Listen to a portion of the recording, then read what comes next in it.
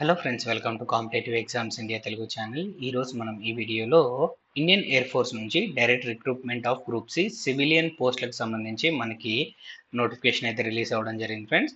ఈ notification lower division క్లర్క్కి సంబంధించిన notification. Indian citizens ఎవరైనా కానీ ఈ జాబ్స్కి అప్లై చేసుకోవచ్చు. అండ్ అలానే ఫిజికలీ ఛాలెంజ్డ్ క్యాండిడేట్స్ కూడా ఈ జాబ్స్కి అయితే అప్లై చేసుకోవచ్చు. సో వీటికి సంబంధించిన కంప్లీట్ డీటెయిల్స్ అనేవి అఫీషియల్ నోటిఫికేషన్ ద్వారా తెలుసుకుందాం రండి. సో ముందుగా మనం మాట్లాడుకున్నాం కదా, ఇండియన్ సిటిజన్స్ ఎవరైనా కానీ ఈ జాబ్స్కి అప్లై చేసుకోవచ్చు అని చెప్పేసి.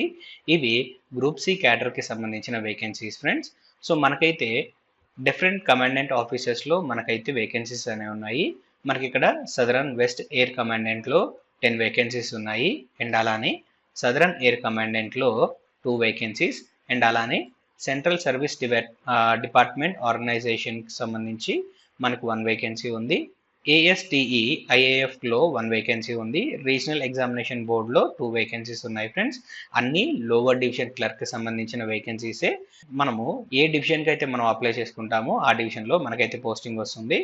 ఇవి సెంట్రల్ గవర్నమెంట్స్ జాబ్స్ కాబట్టి ఆ తర్వాత మన సొంత రాష్ట్రాలకు కూడా మనమైతే ట్రాన్స్ఫర్ పైన మనమైతే రావడానికి అవకాశం ఉంది కాబట్టి ఖచ్చితంగా అందరూ అప్లై చేయడానికి ట్రై చేయండి ఫ్రెండ్స్.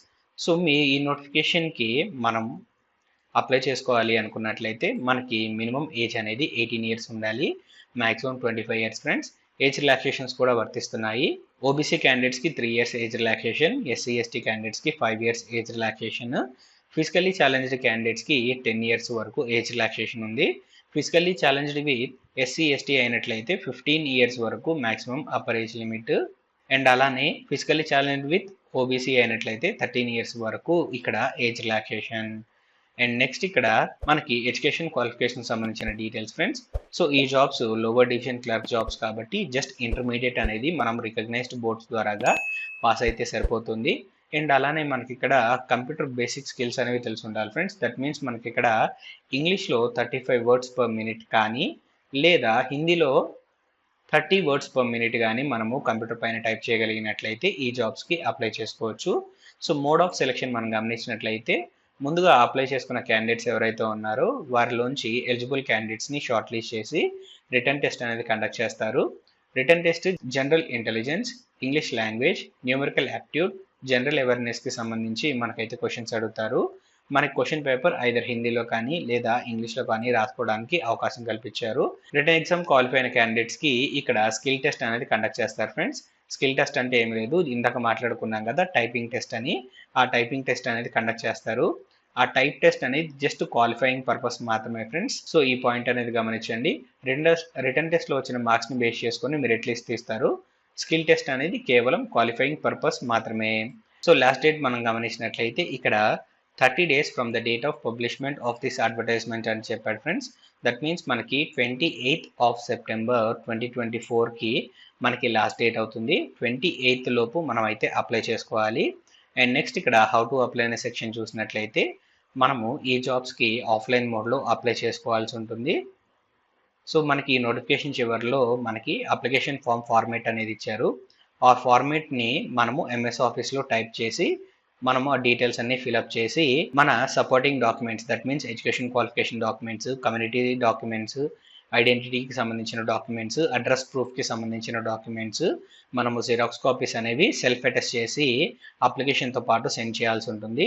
అండ్ వీటితో పాటు మనకి మన సెల్ఫ్ అడ్రస్డ్ ఎన్వెలప్ అనేది 10 రూపీస్ స్టాంప్ అనేది అంటించి మనం పంపించాలి ఫ్రెండ్స్. ఎందుకంటే మనకి హాల్ టికెట్ అనేది ఆ పోస్టల్ అడ్రస్లో మెన్షన్ చేసిన ఎన్వెలప్లోనే మనకైతే రావడం జరుగుతుంది. అలానే మనము అప్లికేషన్ సెండ్ చేసిన ఎన్వెలప్ పైన application for the post of అని చెప్పేసి మనము ఎల్డీసీకి అప్లై చేస్తున్నాం కదా, ఎల్డీసీ అండ్ అలానే కేటగిరీ అనేది మనం ఇక్కడ మెన్షన్ చేయాల్సి ఉంటుంది. సో ఈ పాయింట్ అనేది మర్చిపోవద్దు ఫ్రెండ్స్. అండ్ నెక్స్ట్ మనం మూవ్ ఆన్ అయినట్లయితే అప్లికేషన్ ఫార్మాట్కి సంబంధించిన డీటెయిల్స్. సో ఇక్కడ మీకు కనిపిస్తుంది కదా, application for the post of LDC in a డివిజన్కి అయితే అప్లై చేస్తున్నామో, దట్ మీన్స్ ఏ యూనిట్కి అప్లై చేస్తున్నామో ఆ యూనిట్ నేమ్ మెన్షన్ చేయాలి. అండ్ పోస్ట్ అప్లైడ్ ఫర్ అని చెప్పేసి కనిపిస్తుంది కదా, ఇక్కడ పోస్ట్ మన name, father name, date of birth and అలానే రిమైనింగ్ డీటెయిల్స్ అన్ని మనం ఇక్కడ ప్రొవైడ్ చేయాలి ఫ్రెండ్స్. దట్ మీన్స్ మన పర్మనెంట్ అడ్రస్ అండ్ అలానే temporary address and caste, community, education qualification and other details అన్ని మనము సెండ్ చేయాల్సి ఉంటుంది.